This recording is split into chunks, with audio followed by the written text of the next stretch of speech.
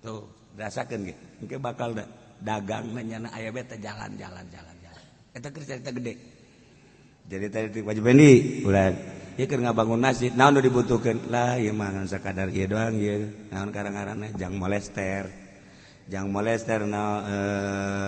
pasir lah ulah loba-loba 2 behelanan 2 truk tah engke kita laku bae tah dagang karungna teh dibere laku Gusti Allah dibere laku lain amin atuh praktekeun Gusti ya masyaallah karasa ge yu'tikum khairam mimma ukhidha minkum bakal dibere ku Gusti Allah leuwih tibatan anu dibiikeun ka batur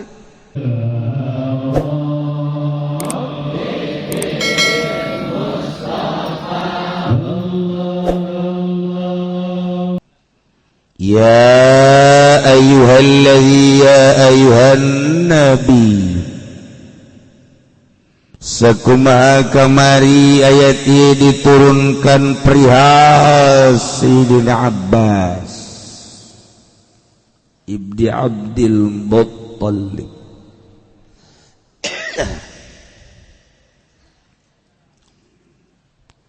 Sayyidina Abbas paman Kangjeng Rasulullah sallallahu alaihi wasallam salah sahiji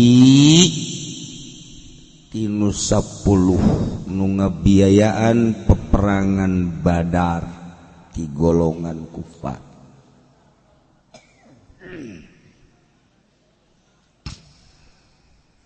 kena lancar kade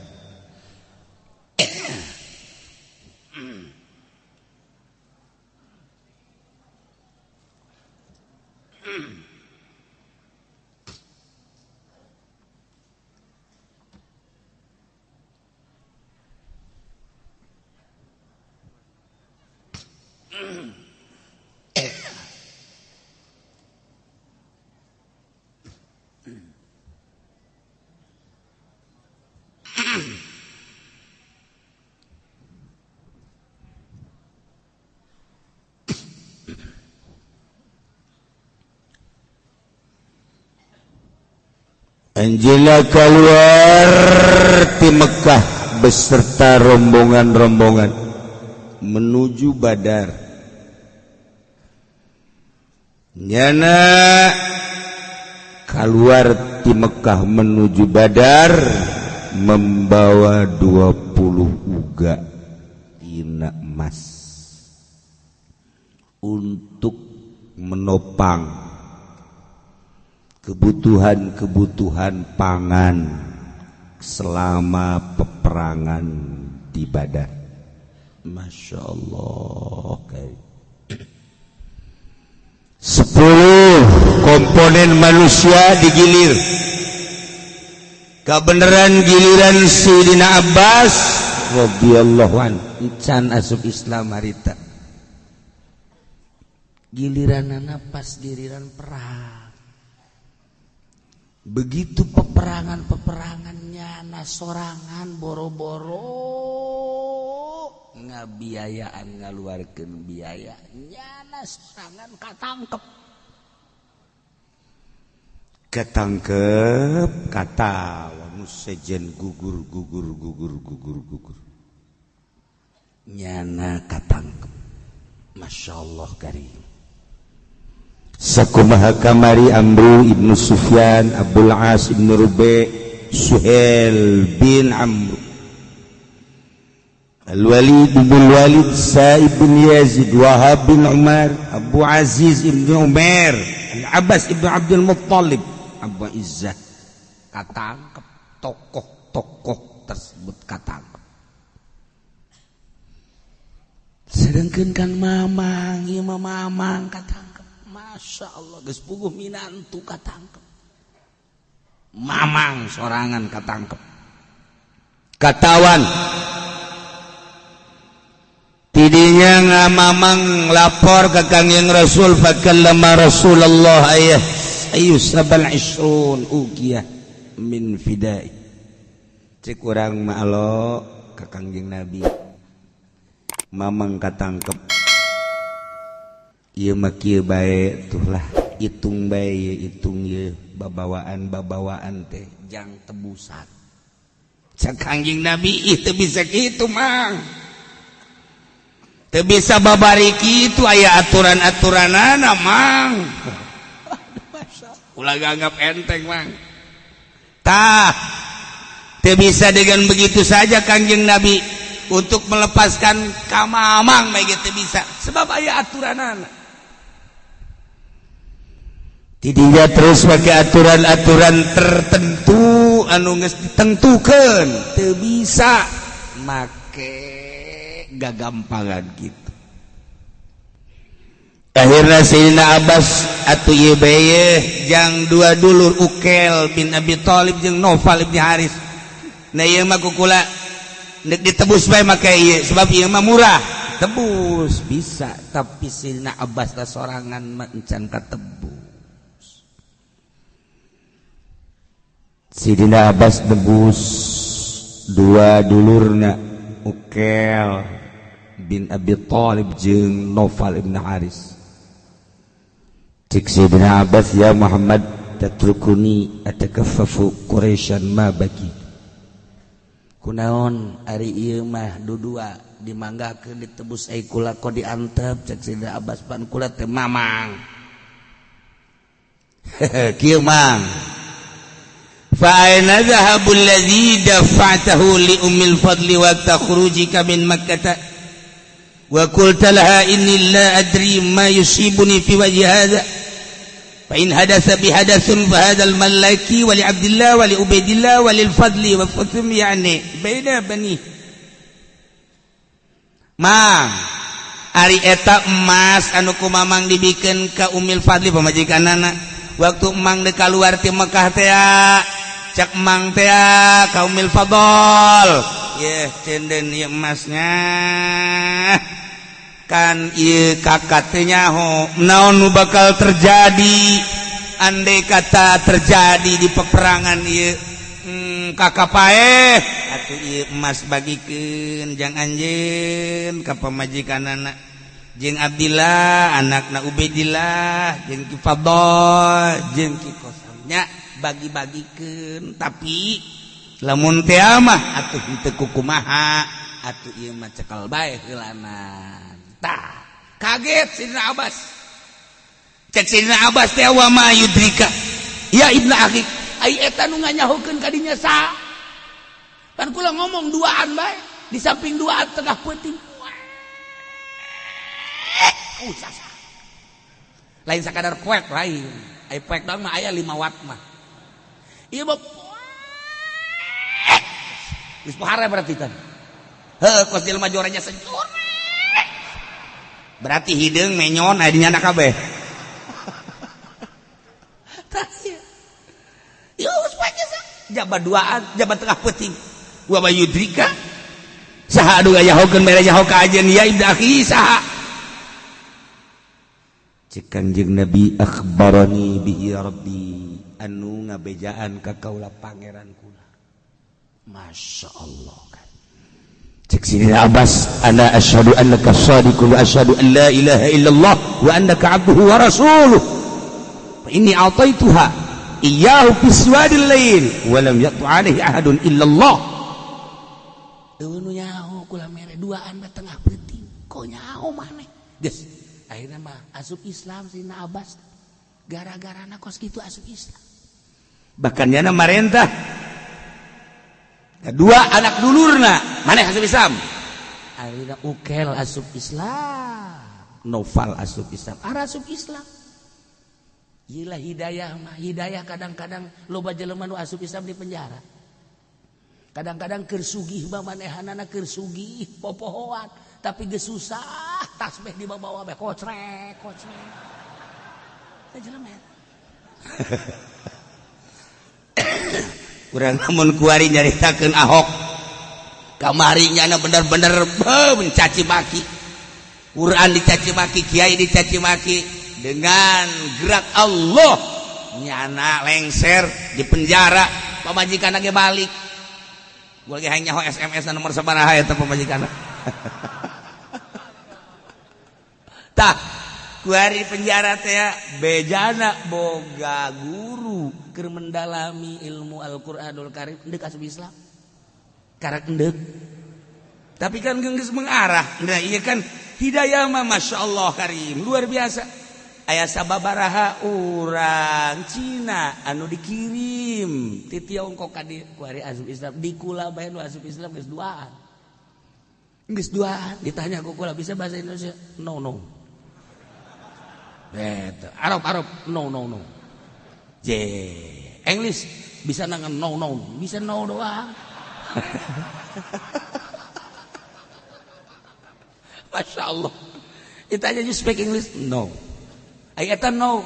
Yes, no bas. Bisa nangan no doang. Iki Haji Pendi ge bisa na yes jeung no. Bahasa Inggris Haji Pendi bisa na yes, no. Lamun diajak dahar, yes. Mayar, no.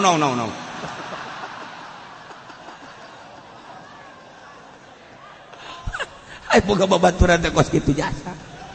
Inggris teh dua bae yes no. Lapar yes. Makan oke yes. Mayar no.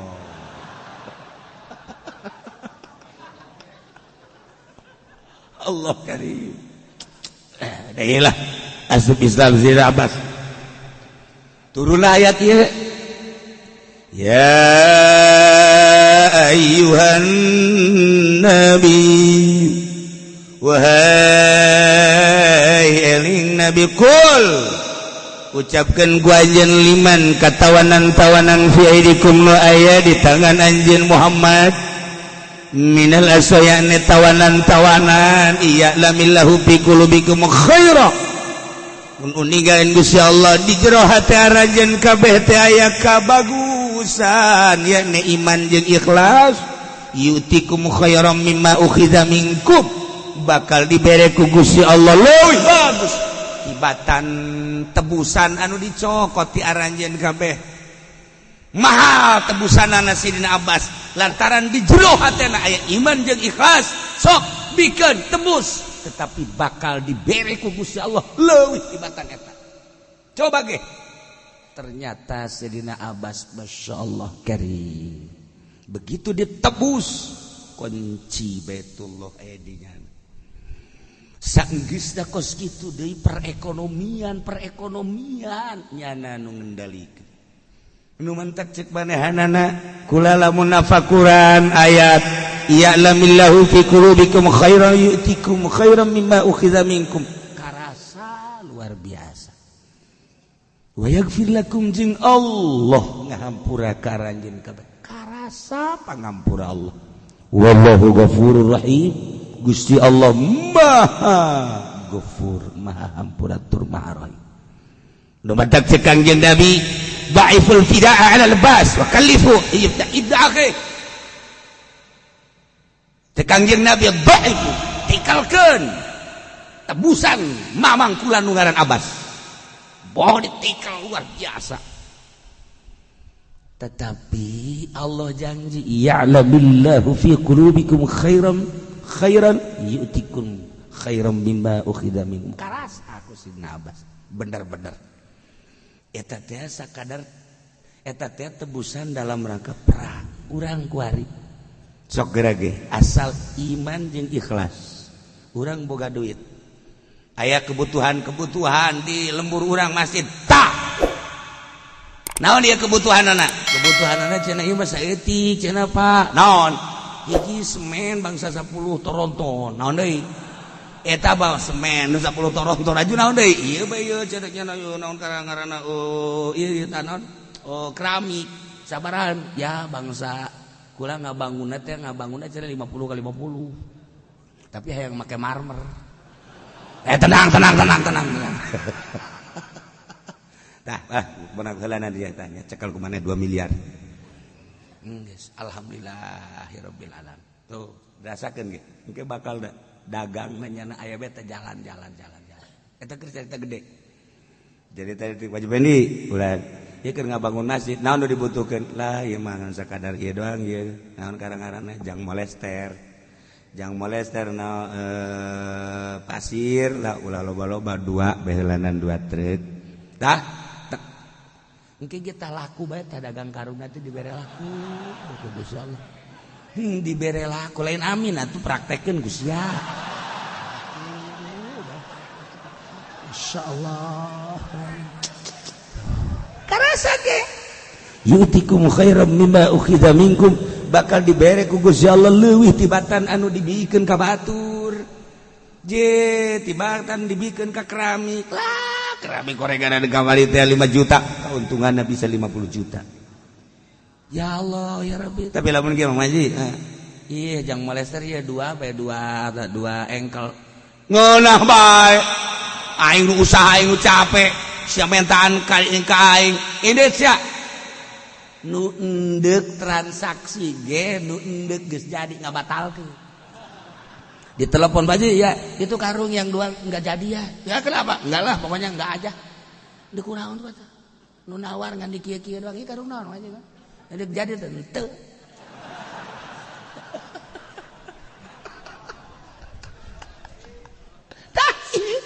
Sok lagi. Urang boga loyal di jero hate urang, masjid. Loyal majelis taklim, pondok pesantren, fakir miskin, nu butuh-butuh komo tak ka santri mah. Saya bangun ngalamun bae di imah can balik di ka pondok. Kurang emang. Kamu enggak ongkos? Ongkos mah aya ngan darurat. Aja kulah yang beli kitab, makula can boga, can ke dagang heula, dagang nantu masya, dagang uleg. Ya Allah, ya Rabbi. Beli kitab sabaraha duit ten? Beli kitab 1,5 juta. Dagang uleg jeung emak-emak kulana ngan 1 jutaan. Udah kira kabeli teh sia. Makana. Nah, gas kulang reong-reong ka masya. Dah, duit teh jang beli kitab tah 2 juta. Ayo, tah jang di pondok tah 1 juta. Geus ka ini. Nu bener Pak. Ulah nu bener geus itu. Masyaallah, nya ngadoana ge bari ceurik. Mudah-mudahan Pak Arifin lain hajian lain Pak Arifin dimajukeun ku Gusti Allah tuh doanya kemana geus baliknya di pondok lagi inget asal muka kitab ieu pemilikeun Mang Arifin asal dibuka Mang Arifin inget aing keur ieu kapan ngaji padi mah teu dibere ku nya keur baca kitab pan eta mah baca kitab mana mualifan kadege kan bahasa hate urang ku ki musonifna cak ki musonif cak mualifna teh nu mana teh nu pelitna nu mana nyahoeun kan nya barang di dieu oh eta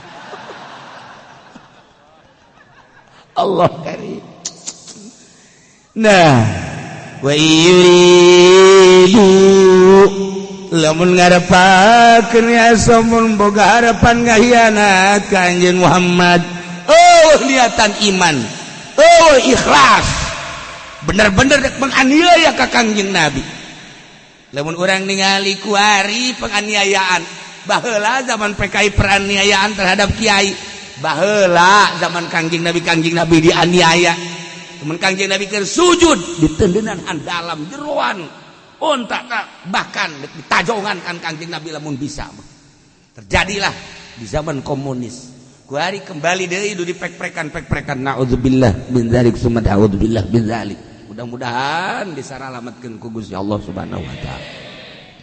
Nah, wa yuridu lamun boga harapan ieu para tawanan ngahyanat ka anjeun Muhammad dengan ucapan-ucapan nu jelas, ucapan-ucapan nu janggal. Faqad khalullah berarti nyana telah mengkhianati Allah disamemeh ieu samemeh perang Badar. Emang geus mengkhianat ka Gusti Allah jeung ka para mukminin ka Kangjeng Nabi. Atuh geus dilanjutkeun ku nyana kahianatan nyana nu matak merangan Kangjeng Nabi, nu matak merangan mukminin ge nyana geus mengkhianati Allah jeung Rasul Allah. Nah, kam kana minhum ku Gusti Allah dikongangkeun para kafir di Badar. Dibunuh, ditawan, ti dieu nya boga harapan untuk membalas. Wallahu alimun hakim. Allah Maha uningat terhadap makhluk-makhluk. Allah Maha bijaksana. Nu mantak segala rupa orang berangkat sesuaikan dengan syariat di jerona tempelkeun hakikat mun tayang ulah ka sasaha iwal ti ka Gusti Allah Subhanahu wa taala. Kos gitulah. Selesai perang Badar aya setan keur kieu hamuriring setan kapanggih ku iblis raja setan. Hai prajurit kunaon maneh hamuriring amo cek kena pedang. Naon kena pedang? Suku potong setan ge sukuan potong paroh jerinan luar biasa. Coba ka dia nyana ingkeud-ingkeudan ka di jahe obatan kumaha ngobatan ajak nyana obatna eueuh deui teangan jelema muslim at mukmin nu kiih bari nangtung tah obatna eta. Wah tujaran neangan jelema nangtung we kabeneran aya supir jeung kenek nangtung deui. Bener ya serius sih orang Arab aya nu kiih bari nangtung eta ge hese hari teh hese neanganna baheula teh hese. Beneran aya nu kafir terjadi nu munafik terjadi musyrik terjadi mukmin kiih bari nangtung Masya Allah. Nah akhirnya kapanggih nyana diintip punya nah ieu mukmin kiih bari nangtung cokot punya diusapkeun harita kere cager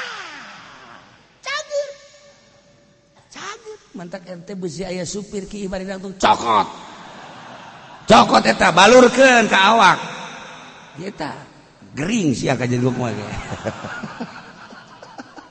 Ieu setan bah eta teh ngobatanna cai kiih mukmin nu kiihna bari nangtung.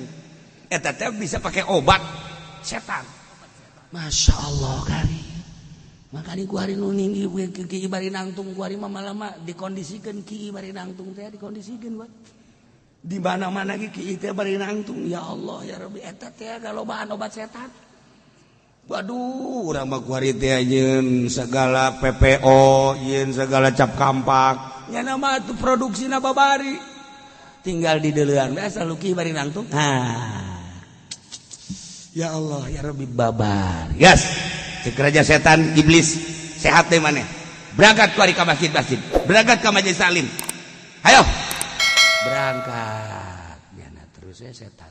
Tugas selama dunia aya keleh setan mah terus we ngagoda. Asup jana ka masjid. Aya anu keur maca shalawat Allahumma sholli sholatan kamilatan wa sallim salaman taman nasina pa Jumat. Allahumma sholli sholatan kamilatan wa sallim salaman nasina asup ka dieu set. Allahumma sholli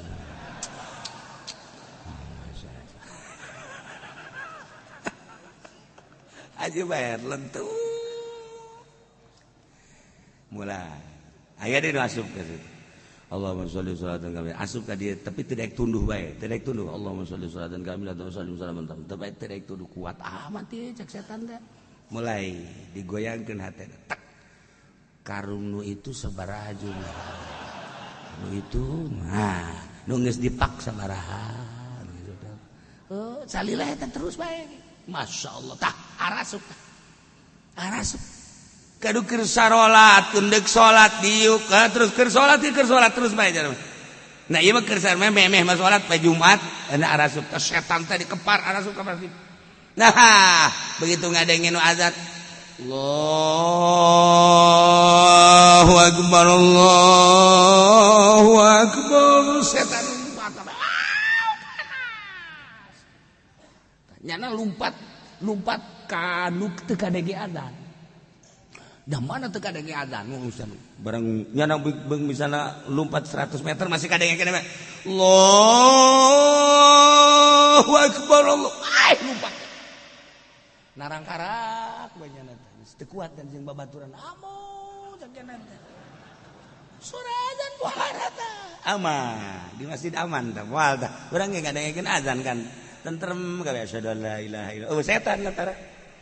Asyhadu anna Muhammad Rasulullah. Urang ge ngajawab asyhadu anna Muhammad Rasulullah. Setan. Eureun. La ilaha illallah. Allahumma rabb hadhihi. Setan datang di set.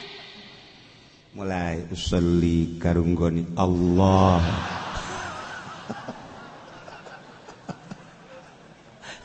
macam-macam ya Allah ya Rabb.